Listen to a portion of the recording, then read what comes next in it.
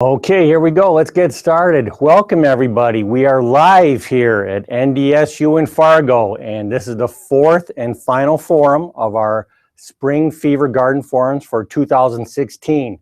My name is Tom Kalb. I'm an Extension Horticulturist in the Department of Plant Sciences, and tonight I'm joined by Esther McGinnis, an Extension Horticulturist in my department, and we will serve together as co-speakers and co-moderators of the forum. So welcome to Esther. And here we're with our standout crew of executive producers, Scott Swanson and Robert Bird. So welcome everybody.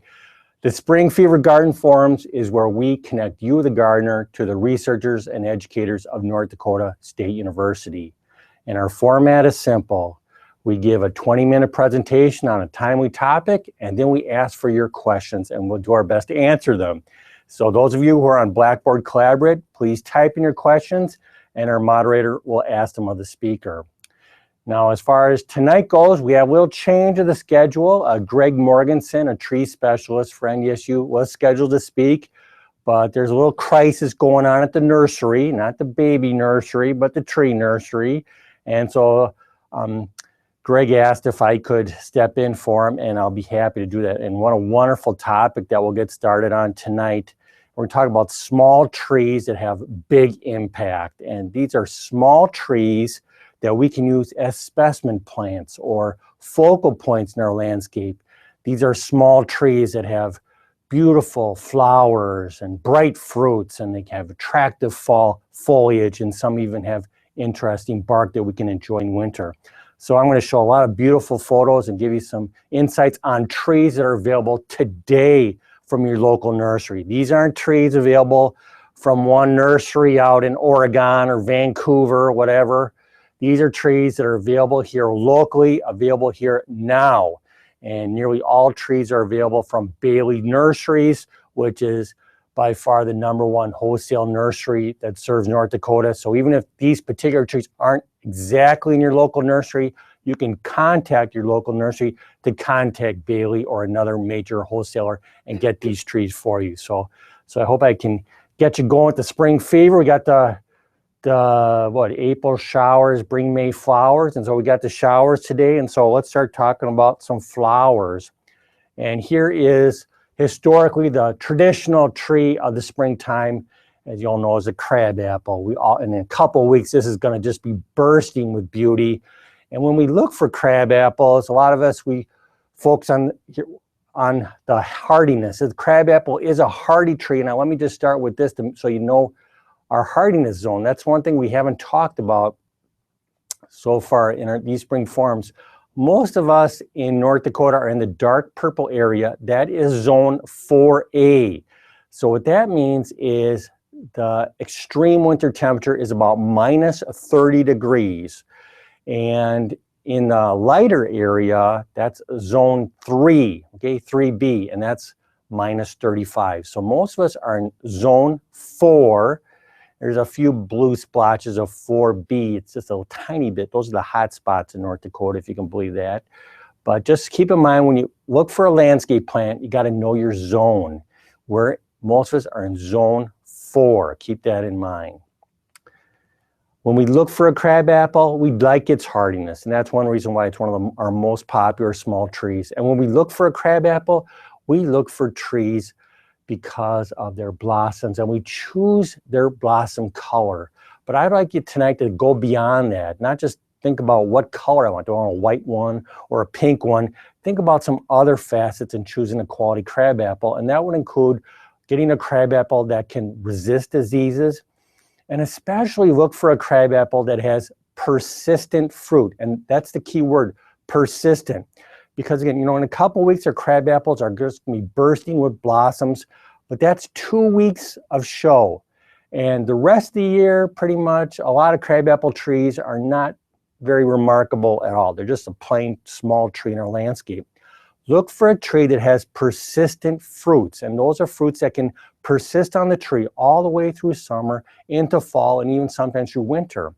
You know, here's a confused robin, you know, a few weeks ago, saying, I got here a little bit, took the wrong turn in Kansas City, and I got up here a little north too fast.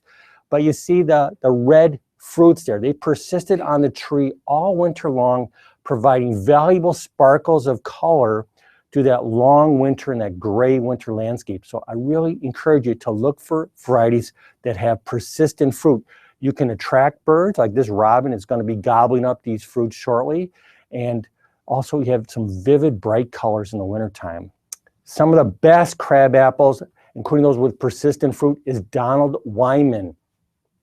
And let me just preface this by saying at the very end of the talk, I have a list of some great resources for you to go to find out about more information about these small trees, because we only have a short time tonight. And J. Frank Schmidt and Son Nursery has a wonderful crabapple information chart, and they'll have like 8 pages of information about crabapple and all their pluses and minuses. Donald Wyman is considered by many of the crabapple connoisseurs to be one of the finest, with the pure white blossoms and persistent fruits. If pink is more to your liking, Adams is a highly regarded tree. If you like a darker pink or even like a purplish color, Prairie Fire from Illinois is outstanding and disease-resistant cultivar. Look for that one. I love persistent red fruits, and I don't think anything can beat the abundance and the persistence of red jewel. Look at that, and those icy fruits in the wintertime. That's just gorgeous color that we can enjoy in the wintertime. If you like a weeping form, that can really make a standout in the landscape.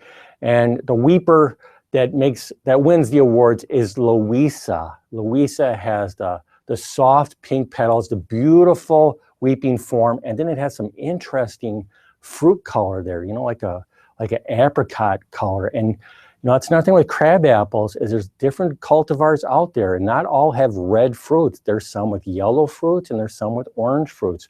So you've got a whole palette of colors there that you can utilize in your winter landscape. Let's move on to what is emerging as one of the most popular trees in North Dakota today, the Japanese tree lilac. And the reason why people like this, as North Dakota is becoming more urban, this really suits a bill as a great urban tree. It can tolerate very harsh soil conditions, poor soil, alkaline soil, which is common especially in the western part of the state. It tolerates salt, so this is a great tree to plant along a boulevard. And also it doesn't get particularly tall. You know, we're talking about small trees tonight. So we're talking about 15 to 30 feet in general. That's the height we're talking about tonight. Japanese tree lilac, tough as nails, just a easy to grow tree. Even has some glossy bark to it. The blossoms themselves, they are fragrant if you're being kind. I guess they do smell, that's for sure. But as far as the lilac goes, you're not going to be clipping off these flowers like here. You won't be clipping off these flowers and putting them in a vase. They kind of smell like a privet a little bit, or if you really see the glass is half full, it smells like a vanilla scent. But the scent is tolerable. But the nice thing about it is that they bloom after the crabapple show is over. So, and after the purple lilacs are over. And so this extends the spring blossoms into June time. Really a nice accent plant. And a relatively new cultivar is this Snow Dance from Bailey Nurseries. And just look at that gorgeous white flowers you got there. And Snow Dance, the nice thing about it is that the flowers are sterile, so they won't form seed pods, because you know, when the petals fall, for some of the older varieties, it can leave some less than attractive seed pods. But Snow Dance doesn't have those seed pods, and so that makes it even better as far as a quality tree. Look for that one. Very hardy tree, just a really reliable tree. Japanese tree lilac. Another tree I'd like to share with you tonight is a hawthorn, and hawthorn is it reminds me a lot about crab apples, but it's just like a tougher, less refined tree. But see, it has those white blossoms. This is a cockspur hawthorn, one of the most easily grown in North Dakota. Hawthorn has flowers. They're not really that fragrant, or should I say they're not that really desirable in their fragrance. They are fragrant though, but they're okay. You look at them. But the nice thing about hawthorn is beautiful glossy green leaves you'll enjoy all summer. The fruits are bright and red, and the hawthorn is the best tree you can plant in your yard if you want to attract birds. And most hawthorns are hardy to zone 4, including the cockspur hawthorn. And here it's used as a beautiful specimen plant. Now, one thing about hawthorns is they have, the cockspur hawthorn has vicious thorns. So be very careful. Like, this isn't one a tree I'm going to put on my boulevard or on the sidewalk, because some kid's going to poke their eye out and I'm going to be sued for $1 million.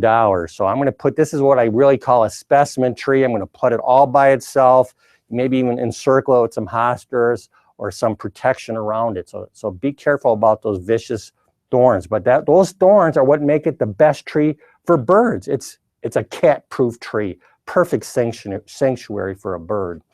And there's a bird gobbling on the fruit. So it's a very great all-purpose tree to attract wildlife. Fruits are bright red and glossy and really nice color in the summer, early fall. And some of the cultivars, this is Crusader. And Crusader is a cockspur type that is thornless. So besides the cockspur hawthorn, another good choice if you want a thornless hawthorn is Crusader. And a nice feature of Crusader is its attractive fall color. So again, consider this, just add a little, be a little bit out of the box a little bit. I don't have to have a crab apple. I can have something a little bit different in my art, something durable and something that attracts wildlife like a hawthorn. Another tree, this one is definitely a refined tree, is a Pagoda dogwood. And this is known for its horizontal branching habit. Look at the pure white blossoms that you see in the springtime, just really beautiful. Pagoda dogwoods and dogwoods in general tolerate some shade. They do like a moist soil. So out in the arid west, it may not be your best choice. Pagoda dogwoods are generally hardy to zone 3, but some of the more special types are limited to zone 4. But the Pagoda dogwood gets its name because of its horizontal branching habit. You can even see in this slide how it has a horizontal lean to it, but it has all season color. We saw the white blossoms of springtime, and you see look at that nice form of that tree, just beautiful on a bed with an underplanting of perennials underneath it. Just lovely in the landscape. This is Golden Showers, a cultivar with variegated color. This is a zone 4 plant. Just great. What a statement you can make in your landscape in the summertime. The dogwoods, those white flowers do turn into blue berries, but they are delicious berries. And so the birds will quickly gobble them up in the fall. So it's a nice feature, but you're going to see it there for just a couple weeks and the birds will quickly snack on them. Great fall color. Pagoda dogwood has like a golden to maroon shade to it. Again, look at that horizontal branching. And then when the leaves drop, you can really appreciate the branching. Here's a dogwood being accented by the ice of North Dakota. And just a wonderful plant that you can use as a specimen in your flower bed. Pagoda dogwood. Serviceberry is one of my favorite small trees, and it's related to the Juneberry, and that's one of our favorite fruits here in North Dakota. And I know in North Dakota we cherish our Juneberries. I'm from Minnesota and Wisconsin, and I never thought about fighting birds for Juneberries or serviceberries. I just let the birds have it. Here's a cedar waxwing gobbling up the serviceberry. And again, this is a type of a small tree that will provide us with year-round beauty and also attract wildlife with the food it provides. Again, serviceberry, Amelanker is the genus. It's an all-season type of small tree. Great fall color. There's some cultivars that have just gorgeous golden or orange tones to the fall color. Serviceberry will tolerate partial shade. That's a nice feature. Like, you can put it near your home. It can get some partial shade. You don't have to have full sun, and you still get decent bloom and decent fall color. Serviceberry is very hardy. It's a zone 3 plant, so it can be grown all across the state. I think serviceberry is one of the most underutilized small trees in North Dakota. Here's its beautiful white blossoms. It has like a naturalized look to it. It's just, again, just kind of a wild natural beauty to it, and put some Put some shredded bark to keep it cool a little bit there. And you see it has an understory plant. You see a big tree in the background casting some shade. So we can have a bright splash of color there in the springtime. Nice. Look at that fall color. It's just spectacular fall color that we get with Serviceberry. I especially like the variety or the cultivar called Autumn Brilliance. That's noted for its fall color. Another tree that we can highlight tonight in our small trees is mountain ash. And mountain ash is known for those vivid orange fruits that you see on it, and its glossy green foliage. Mountain ash European mountain ash is the most common type of mountain ash. Mountain ash is not a true ash. The emerald ash borer, if it ever comes to North Dakota, will not be munching on the mountain ash. Mountain ash is more a member of the rose or apple family. The one thing about, if you want success with the mountain ash, it's really important that you keep the root system cool. It demands a cool, moist soil. So if you want your tree to last 50 years instead of 25 years, put some shredded bark around the base of the plant. That really makes a difference in keeping it cool in the summertime. Mountain, okay, mountain ash. Mountain, cool, got it? Cool but sunny, that's what it likes. And mountain ash is also very attractive to birds like cedar waxwings in the fall. It's a really nice tree, but you got it, cool, moist soil. So we're gonna put that on the east side of where it only gets the morning sun and not that harsh afternoon sun. We're gonna use shredded bark mulch. We are not gonna use rock mulch under our mountain ash. Rock mulch, if you love trees, and that's why we're here tonight, we're here to talk about trees. I'm not here to talk about rocks, okay? We talk about living things. Plants don't like to grow in rocks, okay? Rock is a heat trap, okay? Mountain ash, you plant mountain ash around with rocks around the mulch, oh man, that mountain ash, I can see it crying when I see that in the landscape. And I know it's gonna have a hard life, and I'm gonna get a phone call when it's 25 years old about the tree's got cankers and borers and all kinds of suffering going on. So please, rock mulch, try to avoid that. If you really love a tree, we're gonna use a natural shredded bark mulch to moderate the temperature, keep the moisture in the ground, improve the quality of soil. Shredded bark is a win-win. Your trees will love you. And also keeps that darn lawnmower away when you have that shredded bark on it. The #1 killer of a small tree is a lawnmower, okay? Lawnmowers, when you start your lawnmower, every tree in your yard shudders in fear, okay? It's the biggest killer in North Dakota. So please put a protective barrier of shredded bark around your trees. Just a few more to wrap up here. Ornamental pear. Pear has one of the most pristine white blossoms in spring and darkest, glossiest green foliage in summer. Beautiful. This is mountain frost. And another good one is prairie gem from NDSU. But prairie gem's a little bit hard to find, but it's a very promising tree, but really like mountain frost. If you want, some of the pears have red fall color. Mountain frost is more like a yellowish fall color, nothing really that special. But if you like a bright red color, the cultivar Korean Sun is hardy to zone 4. It gets about 12 to 15 feet tall. Vivid red fall color. A really nice, low-growing small tree. Now, some of these pears, like the Mountain Frost and Korean Sun, they will have some little tiny fruits that they'll produce. So it's best to keep other types of pears away, about 100 feet away. We don't want to encourage fruit set. But this is just it's not a big litter problem. That these never amount to anything more than just like a nickel or smaller. Korean Sun, an underutilized plant. If you like red fall color, brilliant. Hot wings to Terry maple is very popular out in the west where I'm from. I think this is becoming one of the most popular boulevard trees in the Bismarck area. And when I see the red, it gets the name for these hot wings, the red samaras or the seed pods. This is the first sign of fall. When I see these bright red samaras, it's September and it's the very first colors of fall. It tolerates our alkaline soil, tolerates dry conditions. One of the most tolerant, adaptable of all maples for North Dakota. Again, this is a small tree, but very attractive bright red seed pods. Hawthorn bean, this is for the sophisticated gardener in you, who really appreciates this, gets up close to your trees, appreciates, get your little spectacles out and look at those female flowers that look like hops. Those are beautiful catkins and a nice fall color, nice golden fall color that persists on the tree late into the fall. Hawthorn, it's also called ironwood. This tree is tough as iron, a little bit slow growing though. Chokecherry is popular in North Dakota because of its red foliage. The Schubert red is very popular. It's our state fruit tree, the chokecherry. Really makes a statement. These red burgundy leaves make a big statement in a home landscape.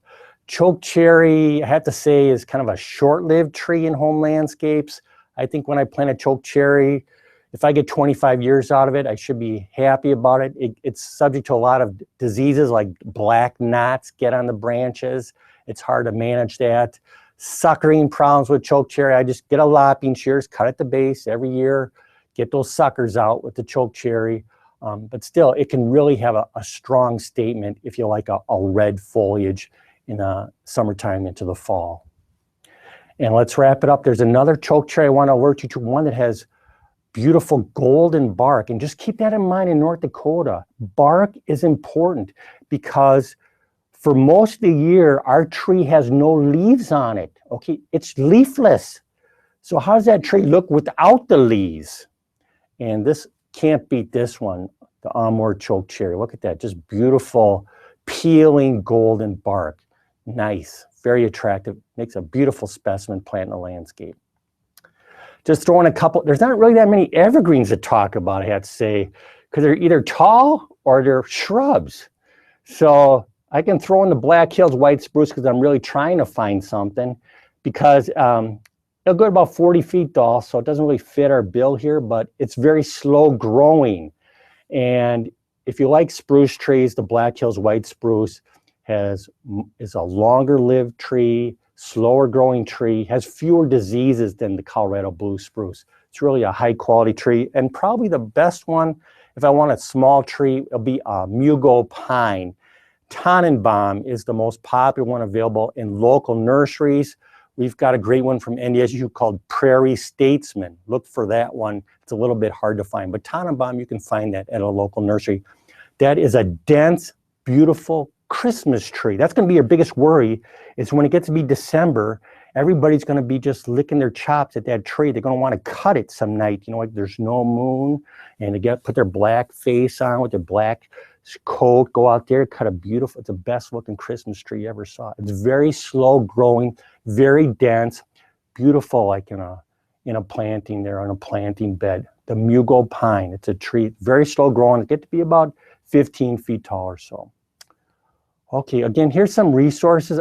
If you're interested, I think these are really outstanding resources. When I want to find a landscape plant, the top one, they're from Ed Hasselkuss. Ed is Ed's from Wisconsin, and he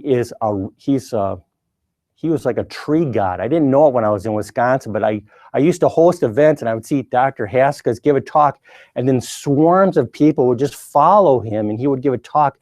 I felt like, he was like Jesus, and I was at the Sermon on the Mount, how everybody would just follow him up the hill and listen to his great words. The guy just he knows everything. Even you can't even take a class by him unless you win the lottery. They have a lottery to take his class. That's how great Ed Hasselkuss is. And his publication's a little bit dated. Ed's retired now, but I still think it's a very strong publication whenever I'm looking for a landscape plant for the Midwest. Dale Herman, I didn't know about Dale until I came to North Dakota, but Dale is the tree god of North Dakota. And he has just a wealth of knowledge, and his North Dakota Tree Handbook has local quality information. Dale is an amazing resource.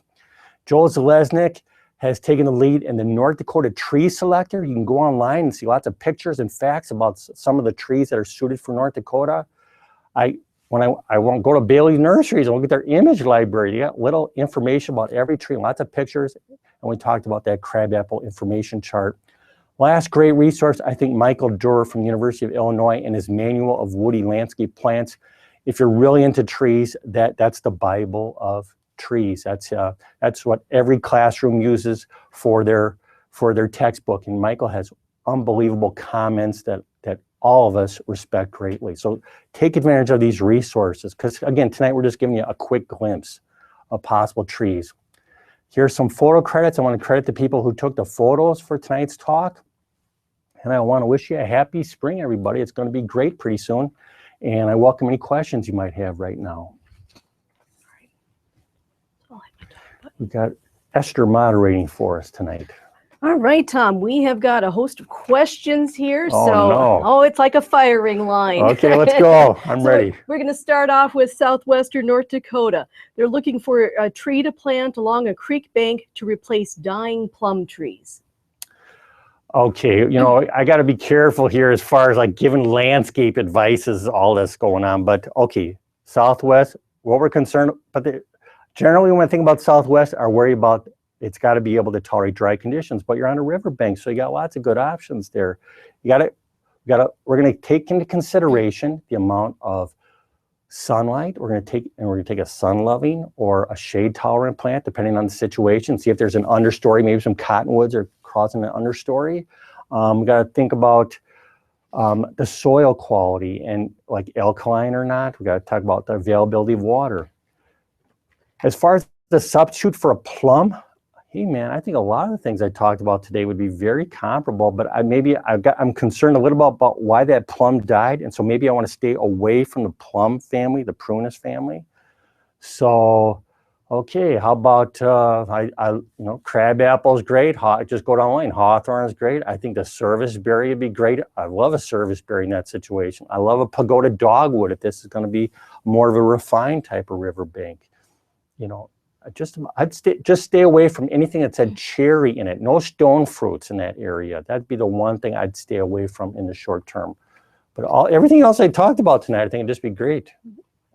All right, our next question. So we have somebody that has lost crab apples and other trees to fire blight. What would you recommend that is resistant to blight? Okay, what's resistant to fire blight? Okay, we want to stay away from everything in the apple family. So, wow, that's going to be a problem here because there's a lot of stuff I talked about today. Well, that ironwood, that'd be a possibility there. Hawthorn bean, that'd be a good one. We got to manage that fire blight too. That's the other issue. You know, you got to get rid of all that fire blight infested tissue. Cut that out of there. Get that out of there. And if we see the first sign of fire blight in the future, we got to clip that out to our trees. I think that Hawthorn bean was one of those kind of off the wall ones that I mentioned. I don't know, Esther, what do you think? Well, there's some crab apples that are resistant to it too. So, I mean, they have different levels of resistance, and we do have that really good publication that lists the different diseases and which crab apples are less susceptible to them. Yeah, it's a great comment. So, you know, the crab apples they can all get it, but some resist the fire blight more than others. And actually, a lot of them that we mentioned tonight show good, like that prairie fire, is strong resistance against fire blight. So go to that J. Frankenson chart. It lists everything that's resistant to fire blight. What I wouldn't plant, I'd stay away from pears, stay away from mountain ash. Those would be the most susceptible ones I could possibly think of. Just stay away from those. What else we got? All right, so question on serviceberry. They'd like to know if the berries are sweet. Oh man, okay, here's a lesson for you. If the birds eat them, the first sign that they start changing color, of course the birds are telling you those things are delicious. Serviceberries are absolutely delicious.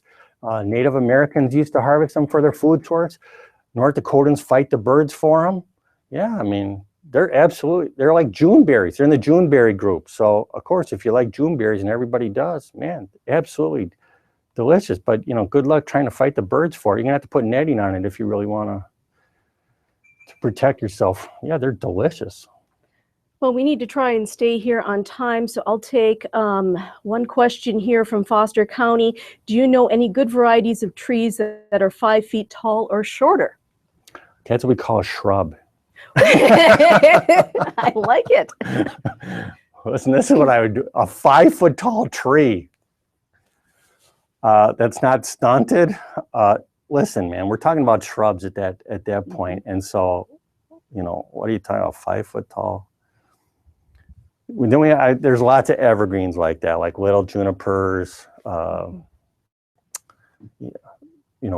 sorry, man. You got to go. This is what I would do if you're talking about low growing shrubs in that situation. So what I would do if I wanted that, I'd go to Ed Hasselkuss's book and just look for low growing shrubs that do well. And so that's a whole nother, a 5 foot tall tree. Wow, that's for a fairy garden or something. What's that about? Or a weeping tree. Okay, weeping tree. But even those 5 feet, that's pretty low. Yeah, I think next year we'll talk about shrubs. That'll be more suitable for that kind of question. All right, well, we've got a whole list of questions here, but I think we have to stay on time. Well, you are the taskmaster, aren't you, Esther? I am. Okay, man, let's keep it going a little bit. We've allotted more time for questions. All right, so how messy is the ironwood with its catkins? Don't worry about it. It's a beautiful tree. It's not a messy problem at all. It's a beautiful, beautiful tree.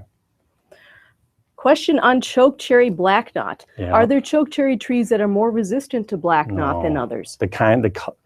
The cultivars that are available are all highly susceptible, and there's no resistance to it. Sorry, man. There's just, otherwise everybody would be planting that tree. That's like the #1 killer of chokecherry. So it goes with the territory. If you plant a chokecherry, you can almost expect to get blackknot in the future, especially with all the wild chokecherry inoculum around, or the wild plum inoculum that's around. Just do your best at the first sign of the blackknot to cut it out, going into the healthy wood about 6 to 8 inches. And again, I just think when you plant a tree like that, try to get 25 years out of it. What does Amur mean, and how did they come up with the name of Amur maple and Amur chokecherry? Okay, this is what I think. Amur, hey man, love. That's what it's all about, love. How about that? I love that maple. I love that chokecherry. Well, there's an Amur region in China, I think. So that's where that we get a lot be of our hardy germplasm. But I like your answer better, Tom. Amaryllis is the lily of love. Okay, it could be a China region. All right. Are there other... what am I, Google or something? Come on. We can thank Pierce County for that question. Pierce County, trouble up there, Yolanda. Are there sterile varieties of crab apples? Yeah, spring, okay, of course there are. Spring snow is the famous one, or snowdrift. These are white flowering types that don't produce fruits. And so my opinion on them is, I don't know why people plant them, frankly. This is my opinion coming out, because you get 2 weeks of show, and after that, the petals fall, and you got a totally unremarkable small tree. It's a nothing tree. What the heck? So why not we have something that has persistent fruits? These are small fruits that don't create a litter problem, and you can have bright colors for months, including the winter. You're going to attract wildlife, lots of birds in your yard. Oh man, it's so beautiful. So sterile, what? I'm just not into sterile crab apples. I'm totally against that. Okay. But it's there. It's there. From McLean Spring County, snow. Which of the trees that you recommended would work as a boulevard tree? #1 tree in boulevards today is the Japanese tree lilac. Can't go wrong. It's tough. It tolerates salt, tolerates harsh soil, and it'll never get to the height where it's going to bother a power line. Japanese tree lilac. Give that a thought. What kind of hazelnut would you recommend? Hey man, I don't know anything. I know there's Turkish hazelnuts. That's all I know. I don't know. That's like a tall shrub though. Don't know. From Grand Forks, what's the height and width of a pagoda dogwood? Okay, it's going to depend on the cultivar, but generally it's a horizontal plant, and so I'm thinking about 15 feet either direction. Think about that. And then the height and width of the Tannenbaum mugo pine. Okay, Tannenbaum, that's a more conical shape, so it's going to be a very slow grower. That's the thing. So I don't know what the ultimate height is, but my guess it's about 20 feet tall, and it's going to have maybe a 12-foot width, something like that. The key is that it's such a slow growing pine that the height's never going to be that big of an issue. And all this information, like, again, you can get this on the internet from like Bailey's Nursery's website, will give the ultimate height and width, but It's a very slow grower, which people think is a positive, and that keeps it more densely needled. Is Crusader Hawthorn resistant to fire blight? No, it's a Hawthorn. Hawthorns get fire blight, and they especially get rust disease. That's the biggest problem with Hawthorns is rust disease. But rust is not such a big problem for in most years for us because it takes a lot of moisture in the springtime, and you see, you get it every now and then. But it's not a killer. The rust is not a killer. But Hawthorn will get fire blight. It's in that Rosaceae family. But it's a tough tree in general. It's a tough tree. Don't let. I mean, every tree gets diseases. The only tree that doesn't get a disease is a silk plant. So just got to cope with it and manage it. Prune your hawthorn so you have lots of good air movement to it, the canopy, lots of sunlight, and you'll have much fewer disease problems that way. All right, Tom. Okay. I do have one joke for you. Oh, I like jokes. So these are plants that are resistant to fire blight and everything else. We call that the Plasticaceae family. The Plasticaceae. Okay, there you go. I like it.